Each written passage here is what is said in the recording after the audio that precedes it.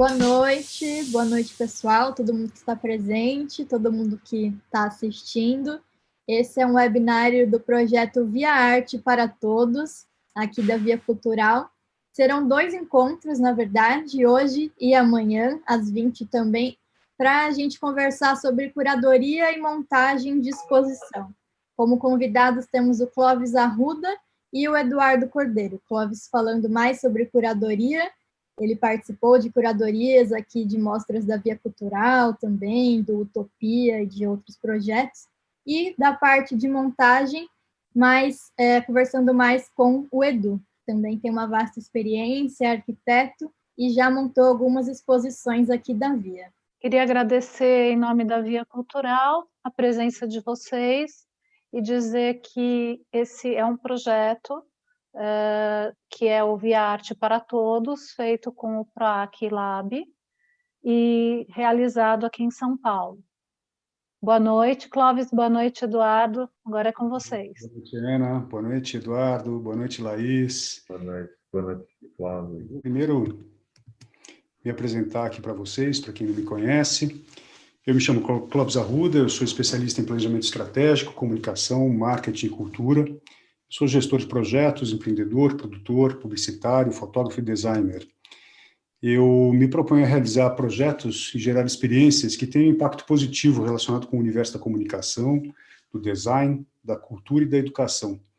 Sempre com um viés para a questão de sustentabilidade e de valores de formação de um futuro desejável, que preferencialmente deixem legados e aprendizados. Eu sou um grande facilitador, na verdade, de processos criativos de várias naturezas, organizados em torno do design e da organização da informação.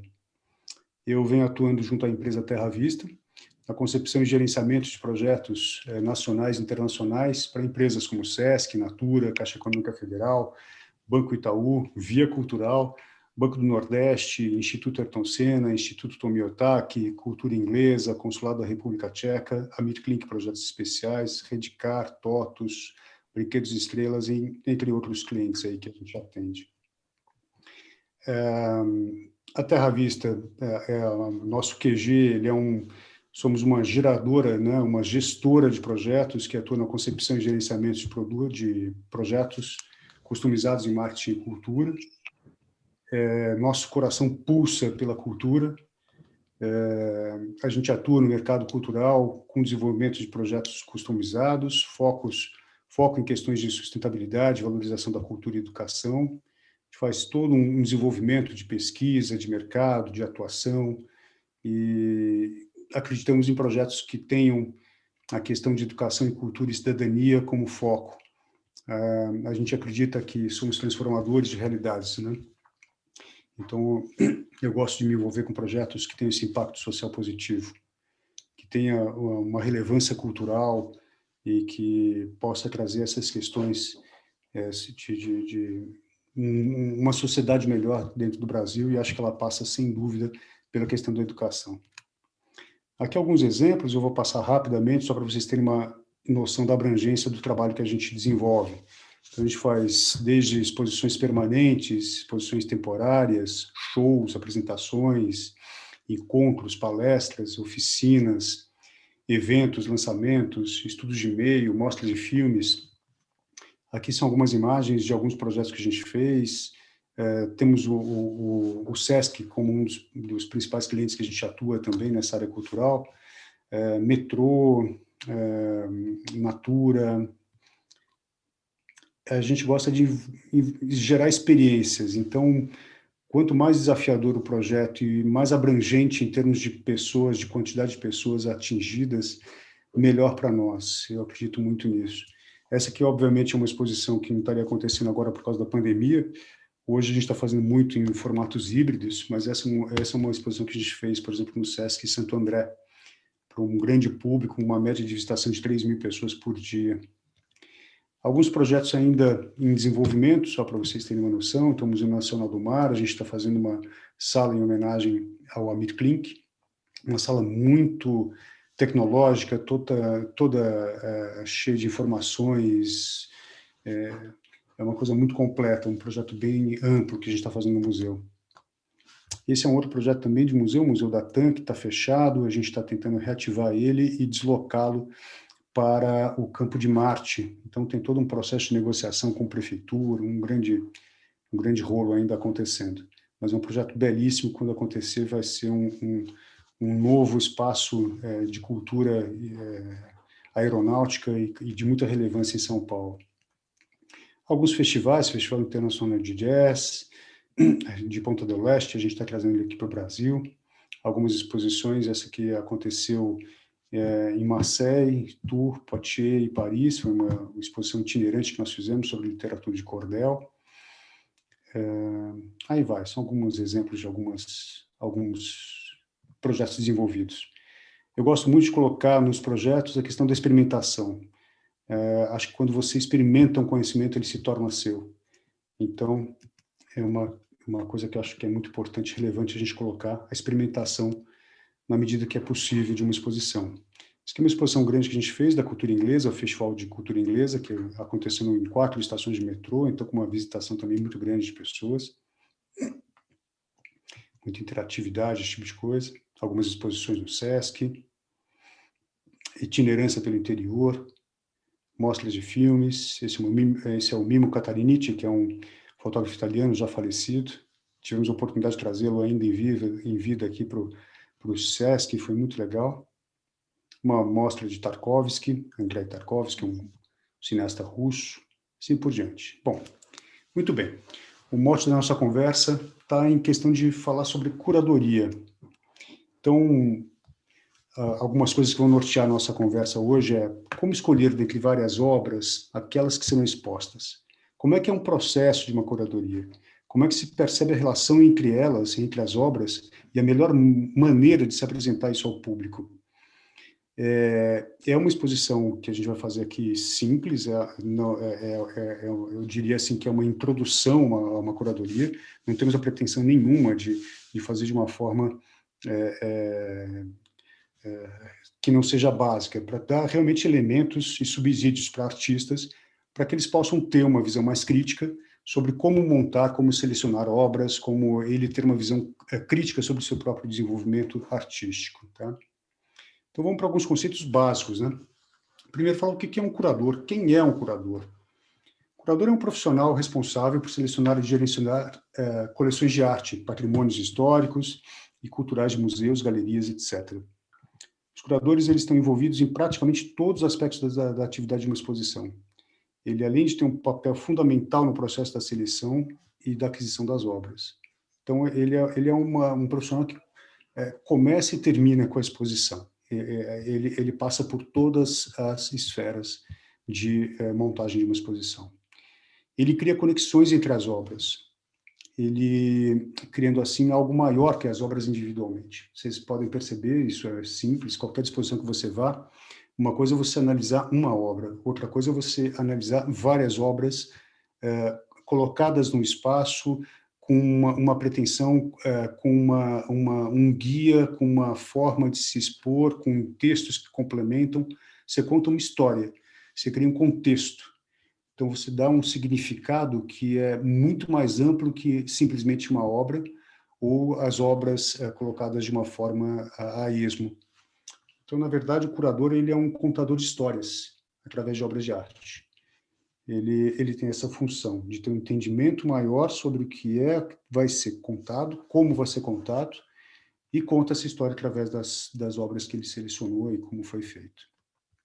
A curadoria, eu peguei aqui um conceitinho básico de internet para a gente falar, que é o termo curador, ele deriva de curar, significa aquele que zela e cuida por alguma coisa e a ela dá a atenção. Curadoria é fazer, é o ato de curar. Basicamente, o curador é a pessoa que pensa, prepara, organiza e dá bases para a montagem de uma exposição. São 4 pontos principais que a gente tem que ter atenção em relação à curadoria. Primeiro, preservar no sentido de salvaguardar a herança da arte, o respeito à arte. Tem uma questão muito trabalhosa, que é a seleção dos trabalhos. Outro é conectar a história da arte, ter um sentido a tudo isso, organizar e exibir o trabalho.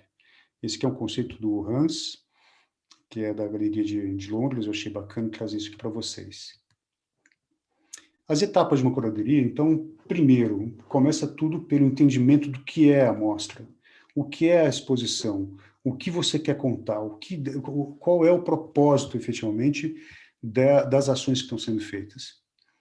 Uma vez esse norte desenhado, que é esse propósito, que são os valores que permeiam essa exposição, vem a questão da definição de parâmetros. Quais são os parâmetros que eu vou colocar para que essa mostra contemple e transmita esse propósito que foi desenhado? Vem uma questão de seleção de artistas, eu estou falando aqui de artistas no plural, podia muito bem ser a seleção de obras de um artista, que é uma dinâmica um pouco diferente quando você trabalha com exposições que são coletivas, de exposições que quando você faz de uma individual de um artista.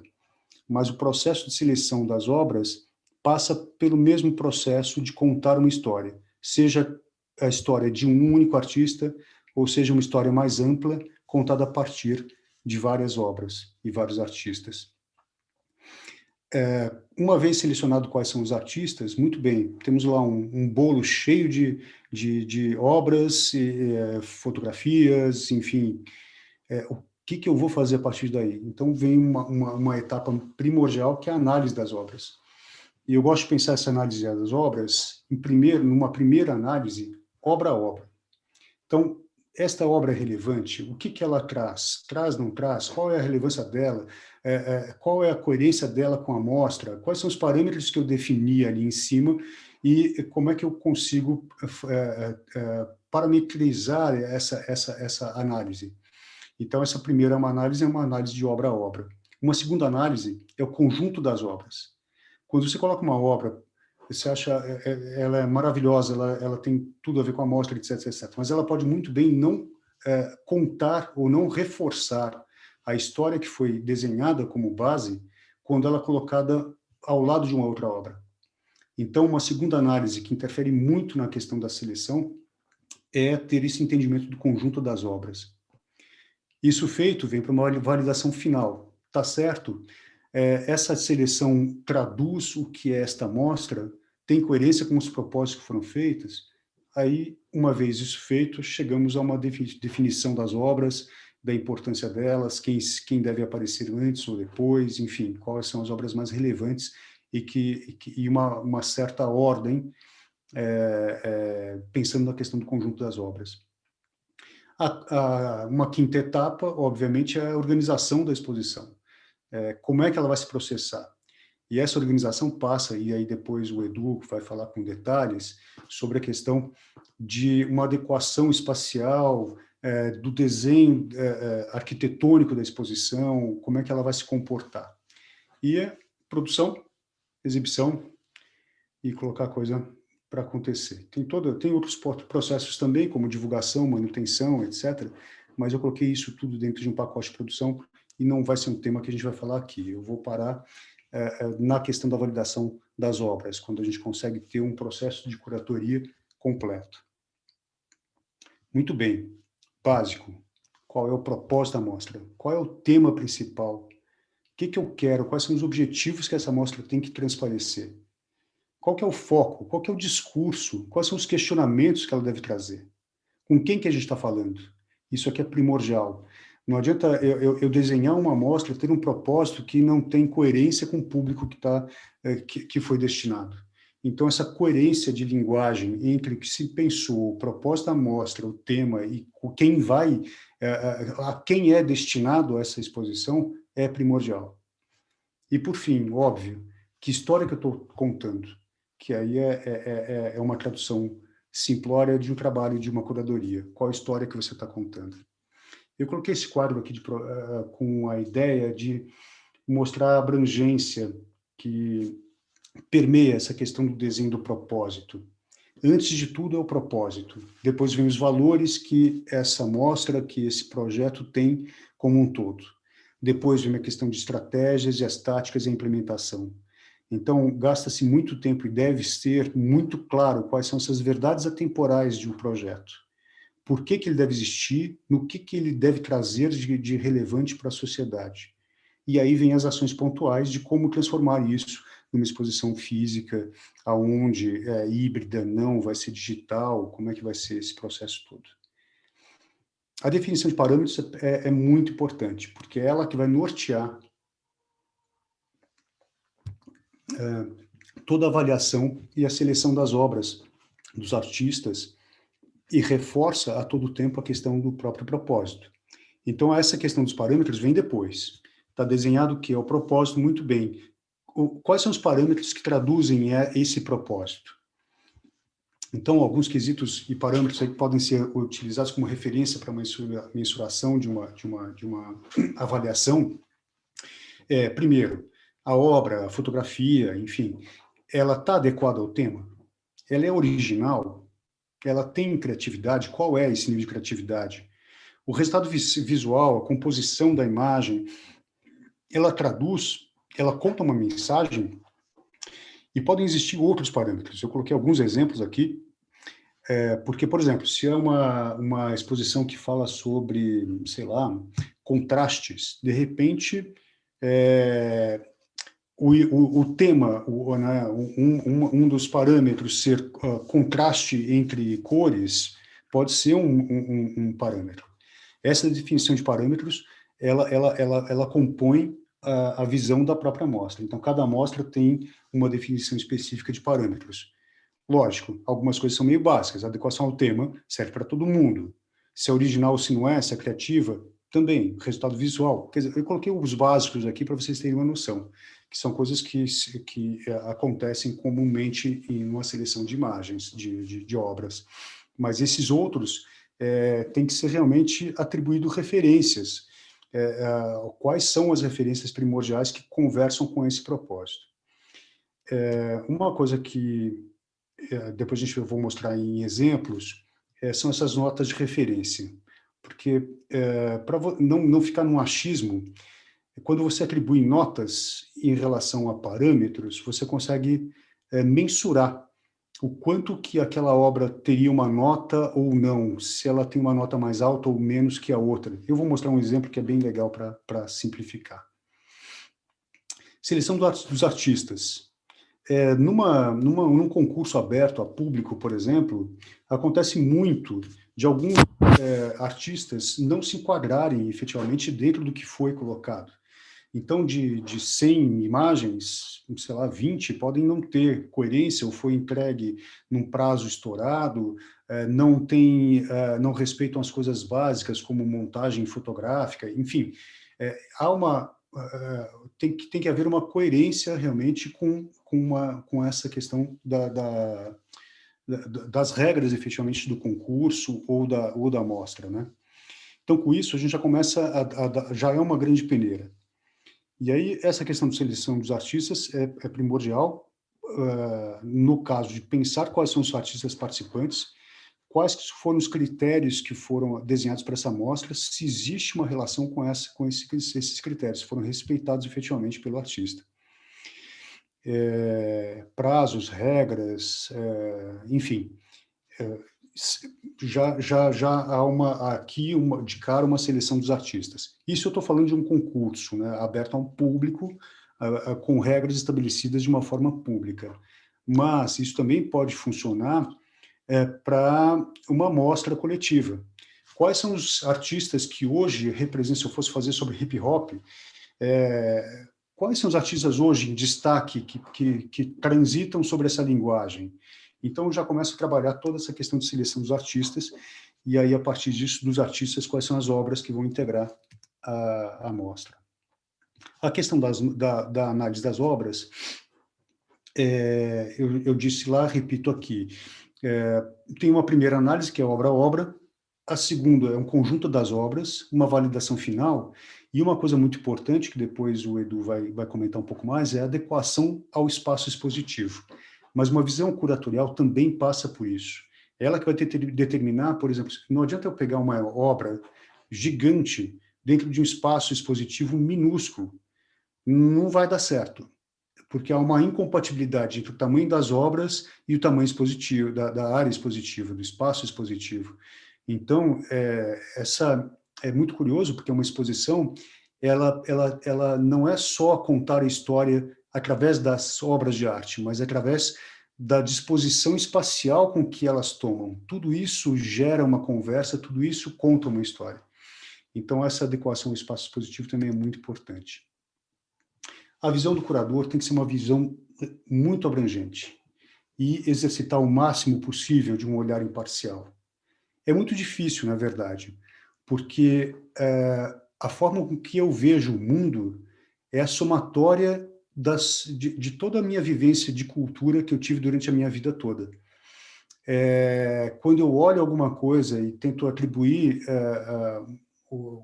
algum sentido àquilo, inevitavelmente passa pela minha percepção do que é o mundo e do que é a minha cultura. Mas o trabalho de um curador, ele tem que se despir, tentar se despir desta forma e ver de uma forma neutra, distanciada. E a todo tempo, de novo, qual é o propósito da mostra?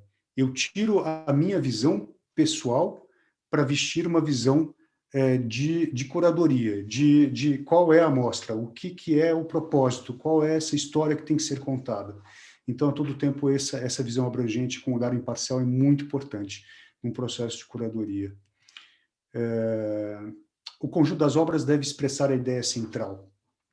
Então, de novo, quando a gente coloca uma foto do lado da outra, essas duas fotos contam uma outra mensagem que é distinta de cada uma das duas de forma separada. Então, o processo de curadoria, ela passa por esse entendimento desse grande conjunto, e se esse conjunto traduz a ideia principal, a ideia central. Então, é um exercício muito interessante, é muito difícil, porque é uma dupla seleção, na verdade. Você começa vendo as imagens uma a uma, aí depois você coloca elas do lado, falando, nossa, isso ganha uma outra conotação, isso está me contando uma outra história. E fazer com que tudo isso conte a história principal da amostra, esse é o desafio maior, acho que, de uma visão curatorial. Eu gosto muito de trabalhar com várias pessoas, e realmente acredito que duas ou mais cabeças pensam melhor que uma. Então, no processo curatorial, é muito rico agregar 2 ou mais curadores para a seleção de obras. E até em casos de exposições internacionais, depois eu vou mostrar um exemplo para vocês, a gente colocou já 2 curadores, um europeu e outro brasileiro, para trazer uma riqueza de entendimento sobre o público que vai assistir sobre aquela mostra e um aprofundamento sobre as obras que vão ser expostas. Então, é muito rico e é muito desafiador, porque, de novo, né, cada ser traz em si a somatória do que ele entende de cultura, do que ele viveu de sua própria cultura. Então, são 2 olhares, e a necessidade de uma flexibilidade de ambos para que possam ter uma leitura conjunta e rica, né, que enriqueça a exposição como um todo.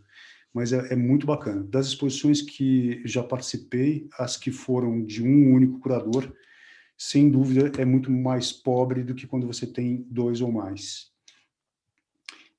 Como exemplo, vamos falar um pouquinho de exemplos aqui, né, colocar na prática, a gente está falando. Eu peguei aqui, por conta da Via, o concurso fotográfico Utopia de 2020, que é o Contrastes. Esse concurso é um concurso já consolidado no mercado, muito bacana. Acho que todos conhecem. Se não conhecem, por favor, entrem no site e vejam. Esse aqui eu peguei os temas principais. Então, o que foi desenhado para esse concurso fotográfico? O tema, em 2020, era Contrastes. O foco era retratar, dentro da cidade de São Paulo, a diversidade que a mesma nos apresenta. Qual era o discurso que foi desenhado para isso? Uma instigação poética, estrutural, política e urbana. São Paulo se constitui de uma base geofísica de contrastes intensos, derivas, falas, nuances e até transparências. Contrastes podem ser tanto de cores na fotografia quanto no tema. E aí, qual o questionamento que esse concurso estava trazendo? Quais as fotografias podem nos ajudar a contar essa história nesse momento de transição? E o que estimular um olhar atento à cidade de São Paulo por meio da fotografia de celular. Então, isso aqui é uma grande síntese, na verdade é muito mais abrangente do que isso, mas uma grande síntese de um exemplo que eu quero mostrar para vocês aqui. Então, muito bem. Cai dentro de um balaio uma série de fotografias, eu não lembro de cabeça quantos foram, mas acho que de, sei lá, 300 imagens. Dessas 300 imagens, há uma pré-seleção de quem cumpriu, quem não cumpriu o prazo, quem respeitou, quem não tinha manipulação eletrônica, etc, etc, etc. Plum, você cai para um universo de imagens a serem analisadas. A questão da imparcialidade é muito importante também, então analise a imagem em si e não quem é a pessoa ou não, isso vem numa segunda fase, porque em alguns casos, e aqui no caso da Utopia isso fica bem evidente, alguns fotógrafos se destacam mais que outros, isso é muito curioso. Então, quando é um concurso público aberto, algumas pessoas têm mais traquejo com fotografias, são fotógrafos às vezes até mesmo profissionais, acabam mandando fotos que se destacam, e quando você começa a selecionar as imagens, você vê que você selecionou 20 de um único fotógrafo. Então, aí depois tem uma outra pré-seleção, que é, desses 20 desse fotógrafo, quais que são as mais expressivas? Porque não teria cabimento dentro de uma exposição onde vai premiar 40 imagens, 20 seriam de um único artista. Então, tem todo esse exercício a ser feito. Uma coisa que eu gosto bastante, a gente trabalha aqui com essa base, num processo de validação de imagens, é uma planilha simples, eu vou abrir aqui para vocês terem uma ideia de como é que ela funciona. Então, a gente coloca aqui os principais tópicos da própria exposição, a gente coloca o nome da foto e vamos começando a avaliar cada uma delas. Uma nota de 0 a 10, eu vou ter uma nota final lá. Então, digamos, foto 1 é muito adequada ao tema, fantástico, o cara acertou na mosca. 9, 10 é meio difícil, 10 é Deus, a gente deixa 10 para Deus. É muito original? Não foi tão original. 7. Foi criativo? Foi. Teve uma resolução gráfica bacana, o cara conseguiu uma coisa diferente, com elementos muito simples. Eu gostei do que ele fez em termos de criatividade.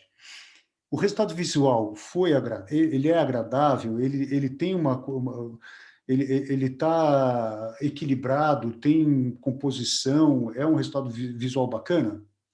Legal, tá bom, tá. Médio, poderia ser melhor? Pode. Então, 7. Estou dando um exemplo bem por cima.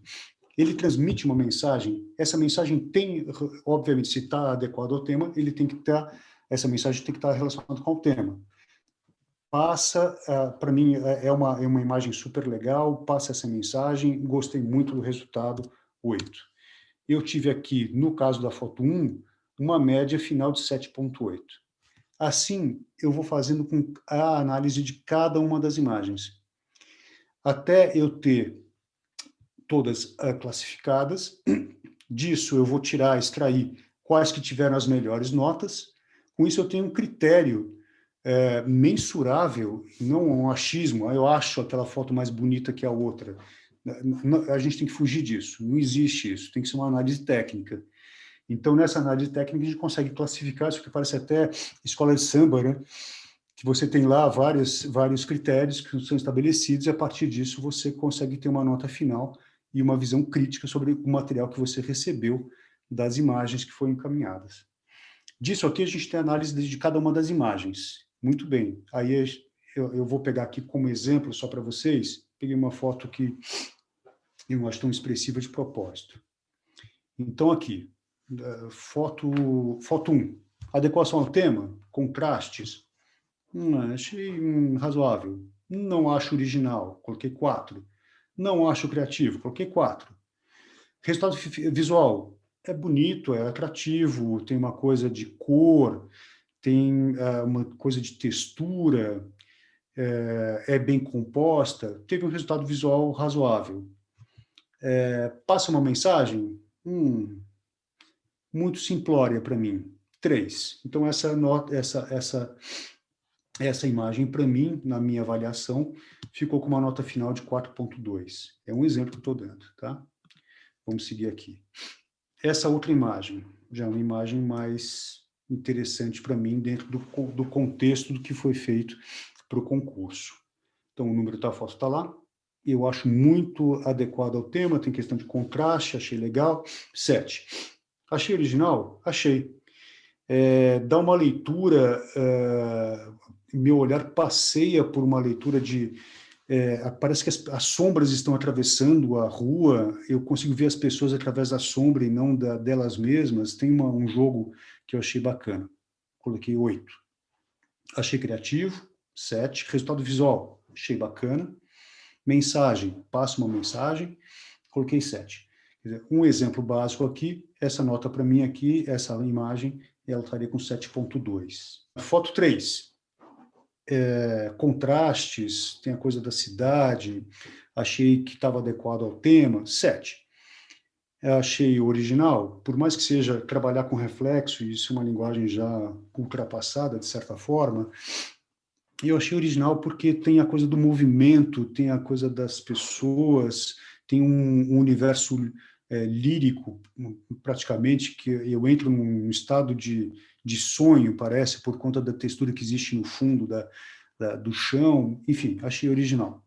8. Assim fui classificando: criatividade, resultado visual, mensagem. Gostei, nota final 7.6. Assim por diante, eu tenho uma análise de cada uma das imagens. Isso validado junto com todos os curadores, caso exista essa possibilidade, você vai chegar num número final para cada uma das imagens que foram selecionadas. Então, com isso, você consegue ter um critério e selecionar de 300 imagens, 45 que têm as melhores notas. Em cima dessas 45, quais são as ganhadoras? Então, você começa a trabalhar de uma forma muito mais seletiva e objetiva para que você consiga ter claro qual é a composição que você tem ali referente com a exposição. Agora, como é que isso se comporta com uma ao lado da outra? Porque eu só selecionei até agora imagem por imagem. É radicalmente diferente. Vou dar 2 exemplos aqui para vocês verem como essa questão muda radicalmente de quando você tem uma imagem que é mais coerente uma com a outra. Eu não vou nem falar nada, só observem.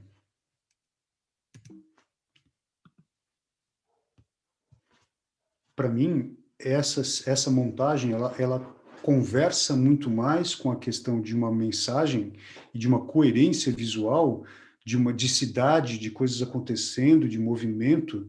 Ela conversa mais aqui, essa da banana. Então, acho que assim é um bom exemplo para vocês sentirem visualmente que uma imagem, quando ela está ao lado da outra, ela pode atrapalhar a leitura ou ela pode reforçar uma mensagem e pode até gerar uma terceira mensagem, que é a somatória das duas, e assim por diante. Então, esse exercício também é muito importante para você ter a dinâmica das obras quando elas estão colocadas uma ao lado da outra. E isso pode radicalizar e pode, inclusive, interferir visualmente no critério que você... No critério sempre vai ser o mesmo, mas na seleção final das obras. Fala, putz, eu estou com uma imagem que tem uma nota 8, a outra também tem 8. Qual que eu vou colocar como primeira ou segunda? Qual é a ordem que isso vai acontecer? Quando você coloca uma do lado da outra, você consegue ver se isso está conversando e está gerando conversa. Então, isso é um bom exercício visual. Eu peguei aqui o resultado desse concurso para vocês terem uma noção do que foi selecionado desse processo, né? Então, aqui é o primeiro lugar, foto belíssima. Foi quase unânime entre todos os jurados, que era uma foto que transmitia muito o que a gente está vivendo hoje, com essa coisa toda de contrastes entre de solidão, de pandemia, enfim. Segundo lugar, um metrô, 9 horas da manhã, ou da noite, não se sabe, mas seja como for, totalmente vazio, né? O vazio da cidade. Essa é uma foto muito curiosa. Parece que existem 2 universos, né? Um universo onde está... Parece que estou num templo budista e, ao mesmo tempo, tem um ônibus passando, um movimento, a cidade, um contraste visual muito claro, né? Muito legal essa imagem. Aqui, essa foi selecionada para menção honrosa.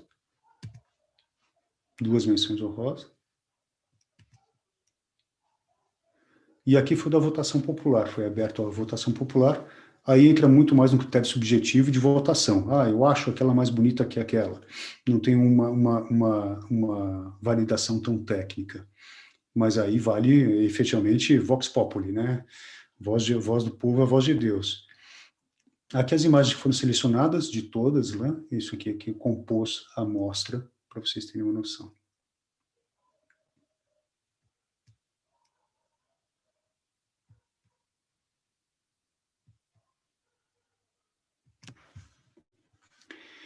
Muito bem. Agora, o maior desafio. Temos as obras selecionadas e como é que ela vai se adequar ao espaço. Então, qual é esse espaço expositivo, né? Quais são as suas dimensões, a relação das dimensões das obras neste espaço? Como é que elas podem ser dispostas de uma forma a intensificar a leitura e o entendimento da amostra? Quais são os elementos expositivos que podem ajudar? Esse aqui é um desafio para o nosso amigo, ele vai falar em detalhes a partir amanhã, né, na live que ele vai fazer. Eu vou estar de ouvinte ao assistente, né? O Edu ele tem larga experiência aí nessa questão dessa adequação das obras ao espaço. Mas uma visão curatorial, ela não para simplesmente na seleção de imagens, ela continua, ela vai até o fim. Então, essa adequação, uma conversa entre o arquiteto, a curadoria, isso pode modificar radicalmente a estrutura da exposição. Então, o processo curatorial, ele é continuado durante toda a amostra. Por fim, vamos à obra, né? Organização, produção, exibição. Isso que a gente vai entrar em detalhes amanhã, o Edu vai falar bastante sobre isso. Eu trouxe um vídeo que eu gostaria de mostrar para vocês, que mostra os bastidores de uma exposição. No caso aqui é uma exposição internacional que a gente fez junto ao Instituto Tomiotaki, e acho que serve como exemplo para vocês terem uma noção do que é os bastidores de uma exposição de uma instituição como o Instituto Tomiotaki.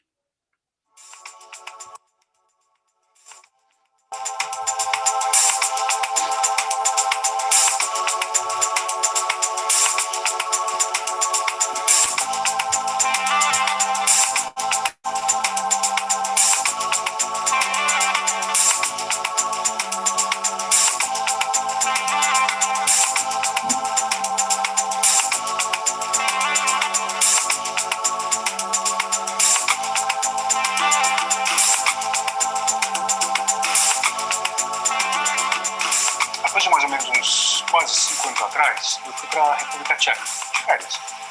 Chegando lá, eu vi as marionetes de Praga. Eu achei aquilo fantástico. Resolvi trazer para o Brasil de alguma forma.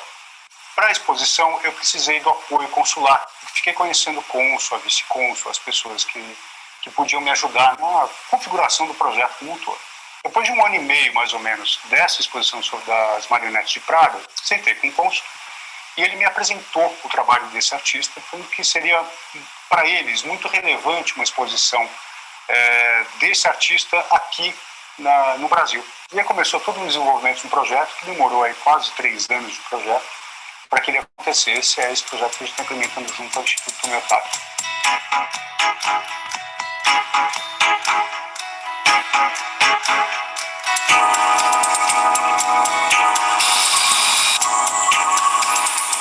Cada obra, ao sair da caixa, existe um laudo técnico do estado de conservação da obra que é feito, tanto escrito como fotografando e documentando tudo.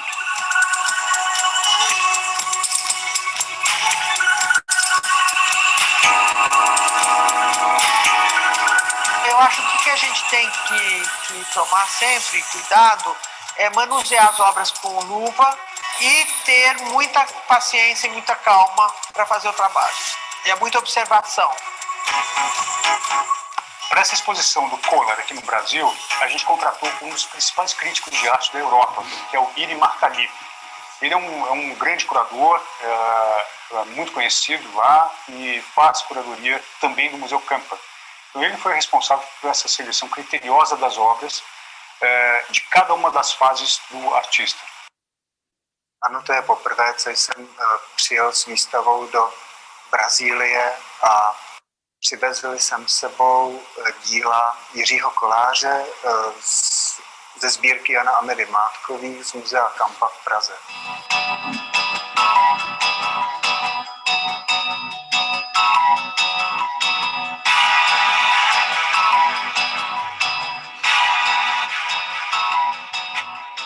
Conseguimos combinar com o próprio Museu Kampa, que é um ótimo museu em Praga, que tem as obras, a coleção de Jiří Kolář, que contempla obras de Jiří Kolář do final dos anos 50, 60 e até os anos 70. E realmente é a melhor coleção de Jiří Kolář na República Tcheca.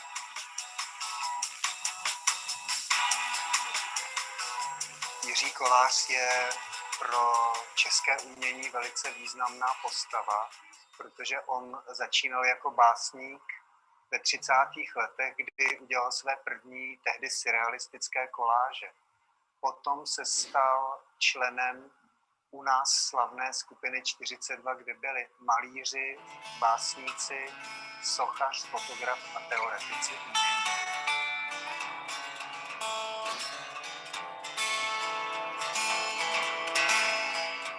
A arte do Kolář é essa questão da colagem, né? E ele inventou vários tipos de colagem, né? Do jeito como ele fez, ter essa precisão, esse corte, né? Daquilo que vai ser colado, né? De uma forma muito rigorosa, né? Eu acho que possibilitou ter uns trabalhos de excelente qualidade, né? E que a gente vê aí que não é um trabalho que a gente vê em qualquer esquina, né? Precisa ir até a Tchecoslováquia de 1950, né? Para descobrir essas coisas.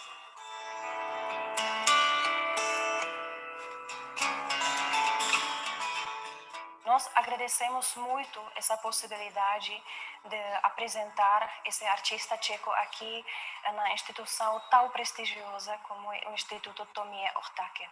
É a primeira exposição individual do artista no Brasil e também a primeira individual na América Latina.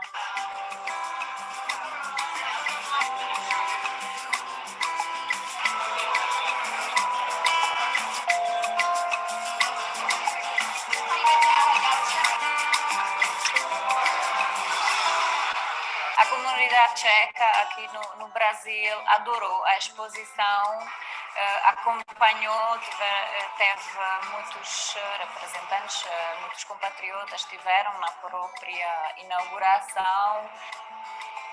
Os brasileiros e os tchecos são parecidos e gostam da cultura. Tem um intercâmbio muito rico entre os dois países. Nas artes plásticas é diferente, não é fácil. E aqui, quando se trata do nome de Jiří Kolář, é quase uma pessoa desconhecida. E agora nós apresentamos este artista aqui. Por isso, acho que é uma exposição muito importante. O maior desafio no processo da realização e da organização da exposição, eu diria que é a questão financeira. Nós conseguimos o patrocínio da CIER Interlote, que é uma empresa que mantém uma relação comercial entre a República Tcheca e o Brasil.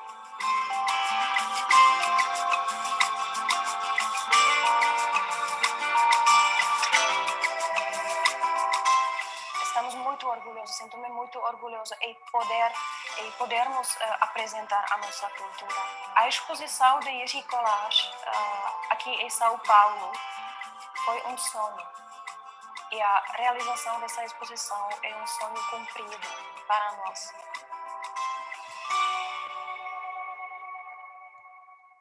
Muito bem. That's all, folks. Eu gostaria de abrir aí a perguntas, caso tenham alguma. Uma dúvida no sentido assim, por exemplo, cada jurado preencheu uma planilha, tal, que eu entendo que é um ponto de partida, né, para a gente chegar numa reunião. E aí, por exemplo, a pessoa que recebe essas planilhas para montar essa reunião, facilitar essa reunião. No caso, uma moça do país, assim, não? No caso, uma pessoa assim, eu faria a somatória, por exemplo, da nota final de cada jurados, e aí gerando uma média só dessa nota final, ou de cada nota de cada critério? E aí... Você pode fazer uma planilha com várias planilhas embaixo. Qualquer coisa eu posso até te explicar como faz isso, é muito simples. Mas, por exemplo, tem 5 jurados, tá? Então, você vai ter em uma única planilha, a planilha 1, 2, 3, 4, 5, que é de cada um dos jurados. Cada jurado vai preencher a sua nota, a sua foto, o que ele achou, deixou de assar, você tem uma média final das fotos. Você pode fazer uma última somatória, que soma todas elas e já faz a média ponderada. Então, se são 10, tá? Todo mundo colocou 10 para todo mundo, são 5, você vai ter a nota 10 lá no final. Então, você consegue ter uma média das notas que foram dadas por todos para aquela foto. Quando você for juntar as notas, você pode, se você puser no nosso amigo Excel, você põe o nome da fotografia e a pontuação da fotografia. Porque, em vez de, que é um outro caminho, né? Porque daí você vai somando as pontuações e aí, por exemplo, por média de pontuação, você sabe quais são as que são mais votadas, as que têm não só mais votadas, mas que têm uma pontuação maior. Porque muitas vezes você tem uma foto com as 5 pessoas votando nela, mas com notas não tão altas. E uma outra foto com as 5 pessoas votando, mas com uma nota super alta. Como é que você difere? Se 5 pessoas votaram na mesma foto, mas ela teve média 40, por exemplo, e a outra teve as 5 pessoas votando, mas teve nota 20. Aí você sabe quem entra ou quem não entra. É uma ferramenta muito boa para ele mesmo selecionar, por exemplo, ele vai participar de um concurso, ele tem que colocar 20 imagens. Ele mesmo pode fazer esse processo. Então, ele começa a despertar uma visão crítica sobre a própria obra. A gente que tem um olhar curatorial, ou que tem uma profissão já dentro dessa área, a gente racionaliza alguns processos. Quando foi aquilo que você falou, né? A gente tem que estar sendo imparcial. O artista que ele está preocupado em apresentar um trabalho, em fazer alguma coisa, mas que ele não pode contratar um curador. Como ele fazer a sua própria curadoria sendo imparcial? O maior desafio nesse caso, Ana, é uma coisa que todos os humanos têm, que chama-se ego. Então, se a pessoa tiver um distanciamento, a capacidade de se distanciar, ver a obra dele como a obra, não é ele. É muito difícil esse exercício, porque você se vê refletido no que você faz, no que você se faz. Mas se você... é possível isso, sem dúvida. Tem um distanciamento. Faz de conta que eu, artista, não sou eu. Eu estou falando do Clóvis, artista. Eu estou vendo a obra daquele cara lá. Esse distanciamento de ego é primordial. Porque, imediatamente, a pessoa fala assim, nossa, mas eu gosto tanto dessa imagem, eu gosto tanto disso, mas ela não tem nada a ver com a coerência. Ela gosta porque ela se vê refletida naquilo. Então, o maior exercício é esse, é baixar um pouco a bola do ego e tratar você como um artista distanciado. Então, faz de conta que você é o seu próprio curador. Você é esse ser imparcial de você mesmo. É claro que o curador, ele começa até antes, né? Pode até buscar obras fora e pesquisar para criar uma exposição. Ele vai até o final, né? Então, assim, a gente trabalha junto, principalmente no final, né? A produção. Tem umas partes de uma produção de uma exposição que podem ficar muito bem, dependendo do nível, com o produtor executivo, que tem que ficar mesmo. Não é função do curador ficar administrando fornecedores e tudo mais, mas essa visão do que está acontecendo, como é essa disposição no espaço e a integração com o teu trabalho de arquitetura é primordial, porque o teu trabalho de arquitetura pode interferir radicalmente na questão do curatorial. Nossa, eu selecionei um monte de obras, mas não cabe no espaço. Amigo, desculpa, não cabe no espaço. O que a gente vai fazer? Vamos quebrar a parede do museu? Esquece, não vai rolar. Então, vamos ter que adequar o que você selecionou ao espaço. É um espaço muito truncado. Ele tem uma entrada, depois ele tem um outro corredor, depois ele vai para outra sala. Quer dizer, a visão curatorial percorre e é uma construção a 4 mãos na questão da arquitetura. As melhores exposições que eu já vi são exposições que tiveram um casamento perfeito entre a curadoria e a execução. Eu queria comentar isso, né, que vocês trabalharam junto, lembra, Edu, naquela na sala da convivência ali do Ipiranga, né, que a gente teve aí todo um trabalho de não mexer nas coisas e aproveitar o espaço, que tinha que ser transparente, a exposição tinha que acontecer, as pessoas tinham que continuar convivendo, né? Era todo A gente não tinha parede, né? Nós não tínhamos parede, a curadoria tem que se adaptar ao trabalho que vai ser exposto, ao espaço, né? E construir junto com a sua equipe ou com os elementos que ele vai incorporar, que o curador ou que a equipe vai fazer, tem que incorporar sentido para aquilo que está sendo exposto. A gente fez exposição, acho que a mais encrenca que eu já peguei foi num museu na França, que você não podia fazer nada, com nada. Você tinha que fazer exposição com ar. Não tinha parede, porque não pode encostar, porque é sagrada a parede. Não pode fazer furo, não pode pendurar, não pode, nada. Então, faça com ar. Era uma exposição do quê?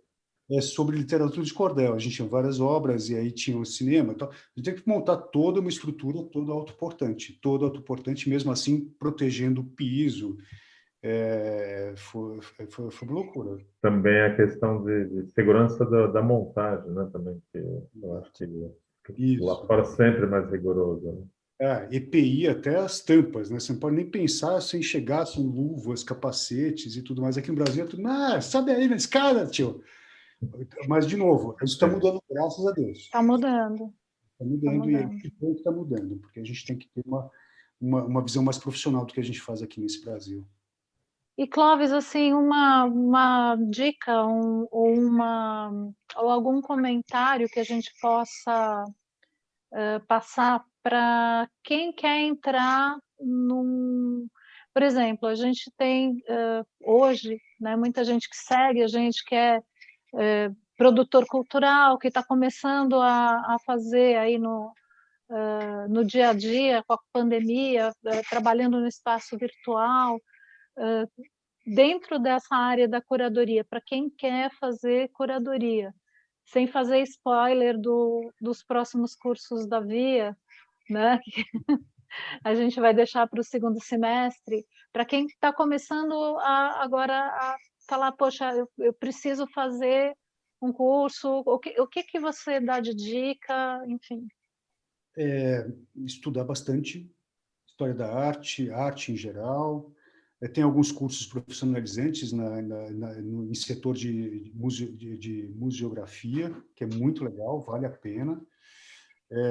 E começar a se envolver com alguns centros culturais, onde ele possa acompanhar a montagem de algumas coisas, começar a beber dessa fonte. Você também acha que essa coisa da curadoria ela pode ser construída em cima de não uma cópia, mas uma apropriação daquilo que já foi feito, mas com um entendimento atual, como pesquisa mesmo?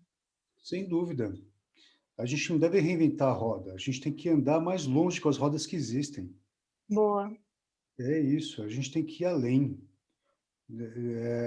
E o desafio maior é esse, é pegar tudo que já existe e falar, eu vou voar mais alto, porque tem tudo isso aqui à minha disposição.